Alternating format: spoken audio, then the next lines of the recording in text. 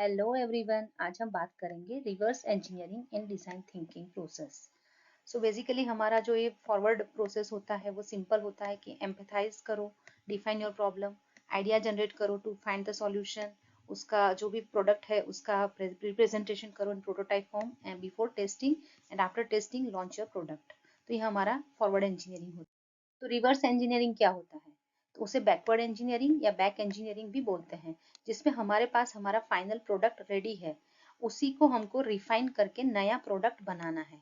So basically it is the advance process of manufacturing where raw material data, product technology and design they are taken from an existing product. तो जो भी हमारा existing product है उसी में हमको refinement करके उसमें चेंजेस करके हमको नया प्रोडक्ट बनाना है। तो it can be applied to, कोई भी प्रोसेस के लिए अप्लाई कर सकते हैं, कोई सिस्टम के लिए, कोई ऐप है, कोई सॉफ्टवेयर है, उस सभी के लिए हम उसको कर सकते हैं। तो जो भी हमको इन्फॉर्मेशन मिलेगी वो हमारी एग्जिस्टिंग प्रोडक्ट में से मिलेगी। हमको पता चले कि ये जो एग्जिस्टिंग प्रोडक्ट है वो कैसे काम करता है, उसके फंक्शंस क्या है, उसके मेथड्स क्या है, वो सब हमको स्टडी करने हैं एंड उसके बाद हमको नया प्रोडक्ट बनाना है। तो उसके लिए हमको कैसे करना होगा, उसको डिसअसेंबल, मतलब उसको डिसअसेंबल करना है, मतलब उसके पूरा जो भी है उसको डिसमेंटल करके जो भी हमारा एग्जिस्टिंग प्रोडक्ट है उसको हमको पूरा एनालाइज करना है, उसके each and every part. Suppose आपके पास एक कार है, तो उस कार का आपको डिसअसेंबल करके उसके each and every part, function, then उसके कंपोनेंट समझने होंगे। उसमें अगर आपको लगता है कोई भी कंपोनेंट में रिफाइनमेंट की जरूरत है तो उसको करके हम नया प्रोडक्ट लॉन्च करते हैं। तो जितने भी पार्ट है हमको समझ के उसका एनालाइज करके हमको नया प्रोडक्ट लॉन्च करना है या फिर रीडेवलप करना है, उसे बोला जाता है रिवर्स इंजीनियरिंग। तो रिवर्स इंजीनियरिंग डिजाइन थिंकिंग में हम कैसे अप्लाई कर सकते हैं? तो basically it is a creative process where you deconstruct an existing product. जैसे मैंने बताया, कार को डिसअसेंबल करना है या तो उसको डीकंस्ट्रक्ट करना है, कोई भी सिस्टम हो, प्रोडक्ट हो या फिर आपका सॉल्यूशन हो, और उसके ईच एंड एवरी कंपोनेंट, उसका स्ट्रक्चर, उसकी फंक्शन सब हमको समझने हैं। जब हम उसको डिसअसेंबल कर देते हैं तो सभी कंपोनेंट्स हमारे पास आ जाते हैं और सभी कंपोनेंट को, उसके फंक्शन को, उसके मेथड्स को हमको डीपली अंडरस्टैंड करना है। So this technique allows you to explore how something was created. हमको पता चलेगा कि चीज कैसे बना है। आइडेंटिफाइंग द अंडरलाइन प्रिंसिपल, कौन से प्रिंसिपल्स यूज किए हैं, कौन से कॉन्सेप्ट यूज किए हैं, and you gain the insight into improving और इनोवेटिंग। और ये जो एग्जिस्टिंग जो भी कंपोनेंट्स है, फंक्शंस है, उसको हम कैसे री इन्वेंट कर सकते हैं या इनोवेट कर सकते हैं, उसको हम इम्प्रूव कर सकते हैं, वो सब हम रिवर्स इंजीनियरिंग के थ्रू कर सकते हैं। तो जैसे हमको पता है कि 5 स्टेप में हमारा फॉरवर्ड इंजीनियरिंग या डिजाइन थिंकिंग प्रोसेस चलता है, तो वही 5 स्टेज को हम इसके अंदर भी यूज कर सकते हैं। तो सबसे पहले empathize. Empathize means you have to understand the need of user from their perspective. तो हमको यहाँ पे need, experience and pain point जितने भी है एग्जिस्टिंग यूजर के, जो एग्जिस्टिंग सॉल्यूशन है उसके लिए जानने हैं। मतलब प्रोडक्ट ऑलरेडी उनके पास है तो यूजर को पता है कि उसमें क्या क्या प्रॉब्लम है, तो उसी का इंटरव्यू और ऑब्जर्वेशन के बेस पे और उनके इंटरेक्शन के बेस पे उनका जो एक्सपेक्टेशन है विद द एग्जिस्टिंग प्रोडक्ट और उसमें क्या रिफाइनमेंट हो सकता है, वो आपको एम्पथाइज स्टेज में जानना होगा। Then next is define. जब आपको एम्पथाइज स्टेज के बाद आपको अगर प्रॉब्लम पता चल गया है तो जो भी गैप्स मिलेंगे अपना करंट सॉल्यूशन को, उसको रिफाइन करने में आपको हेल्प मिलेगा। तो जो भी एग्जिस्टिंग कंपोनेंट है उन सभी को हमको समझना है कि क्या क्या प्रॉब्लम है, और ओवरऑल जो भी यूजर का एक्सपीरियंस है उसको आपको डिफाइन करके एग्जैक्ट प्रॉब्लम जो स्टेटमेंट है वो आपको बनाना होगा। जब आपको प्रॉब्लम स्टेटमेंट पता चल जाता है एग्जिस्टिंग प्रोडक्ट का, तो फिर आपको आइडियाज जनरेट करने हैं। So use this understanding gain from the reverse engineering to brainstorm new ideas और improvement। अभी आपको पता है कि existing में क्या क्या फ्लॉज रह गए हैं, क्या क्या उसके प्रॉब्लम्स हैं, तो उन सभी को समझ के हमको नए कंपोनेंट एंड फीचर्स मॉडिफाई करने होंगे, कंबाइन करने होंगे या रिप्लेस करने होंगे। कोई कंपोनेंट ऐसा होगा जो यूजफुल नहीं होगा तो उसको रिप्लेस कर देना होगा।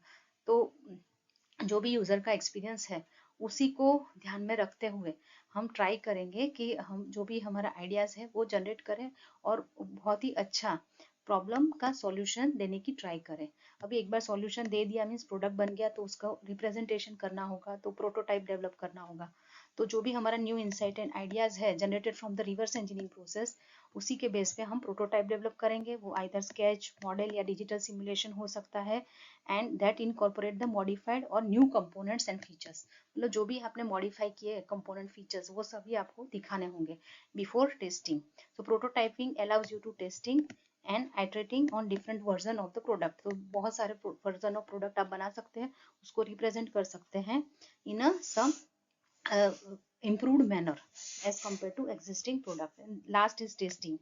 So जो भी हमारा प्रोटोटाइप है उसको आपको टेस्ट करना है, यूजर के फीडबैक गैदर करने हैं, एंड नया सॉल्यूशन जो है इम्प्रूव्ड सॉल्यूशन, उसी को आपको फाइनल प्रोडक्ट के फॉर्म में आपको प्रेजेंट करना है।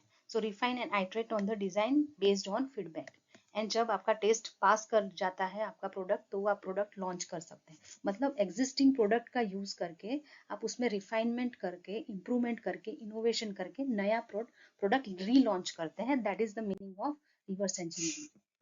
तो उससे फायदा क्या मिलता है? तो सबसे पहला, inspires innovation. So it encourages the creative problem solving by understanding what already works and how it can B improve. क्या क्या काम कर रहा है और क्या क्या उसमें प्रॉब्लम है, वो आइडेंटिफाई करके हम उसको इम्प्रूव कर सकते हैं। तो इनोवेशन को हम इंस्पायर करते हैं। Next in enhance understanding, it provides the deeper understanding of design, functionality and constraint of existing product. जो भी एग्जिस्टिंग प्रोडक्ट सिस्टम या जो भी कुछ सॉफ्टवेयर है उसमें क्या क्या डिजाइन है, उसके फंक्शनैलिटी क्या है, उसके कंस्ट्रेंट क्या है, उसमें प्रॉब्लम क्या है, वो सब हम जान सकते हैं। तो that is enhance the understanding. हमारा अंडरस्टैंडिंग बढ़ता है क्योंकि हम ईच एंड एवरी कंपोनेंट बहुत ही डीपली स्टडी करते हैं।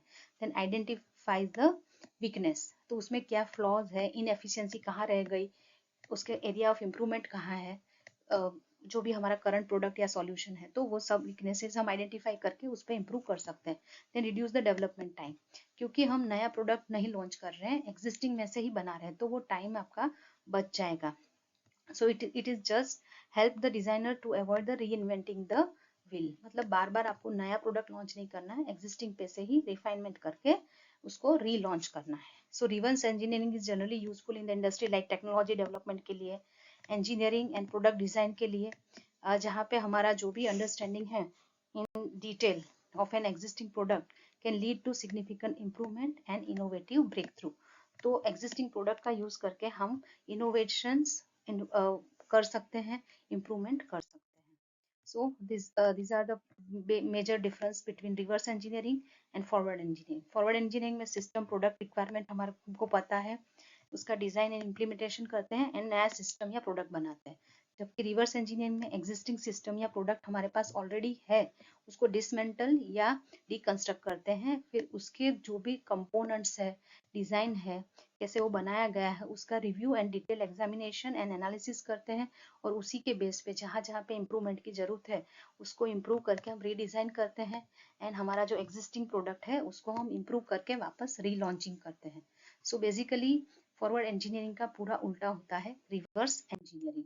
So here you can see this one of the example. ये हमारा एग्जिस्टिंग प्रोडक्ट है जो ऑब्सोलेट हो चुका है, मतलब यूजफुल नहीं है उसकी एज की वजह से, एंड अनआइडेंटिफाइबल है। उसी प्रोडक्ट को हम एनालिसिस कर रहे हैं, उसकी स्ट्रेंथ वगैरह चेक कर रहे हैं, उसका मेजरमेंट कर रहे हैं, उसी में से हम नया प्रोडक्ट बनाने के लिए ये कैड का यूज कर रहे हैं, एंड उस नया मटेरियल डेवलप करके हम उसका मैन्युफैक्चरिंग करके उसको रीलॉन्चिंग कर रहे हैं एज ए न्यू पार्ट।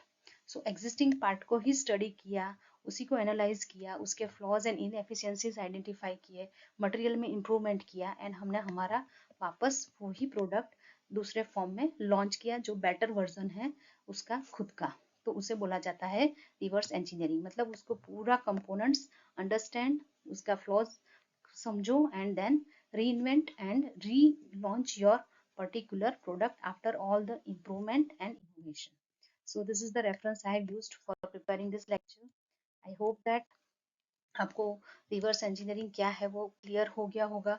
तो जो भी हमारा कॉन्सेप्ट है उस पे से हम प्रोडक्ट बनाते हैं after passing through 5 stages of design thinking. It is the forward engineering. While already products are available, उसको dismantle करके उसके each and every components and ideas को समझ के नया concept develop करके हम नया product बनाते हैं, तो उसे reverse engineering बोलते हैं। So if you have understood and you feel that this lecture is useful to you, please like करें, share with other students also, comment भी कर सकते हैं, please subscribe my channel अगर आपने नहीं की है तो. Thank you so much.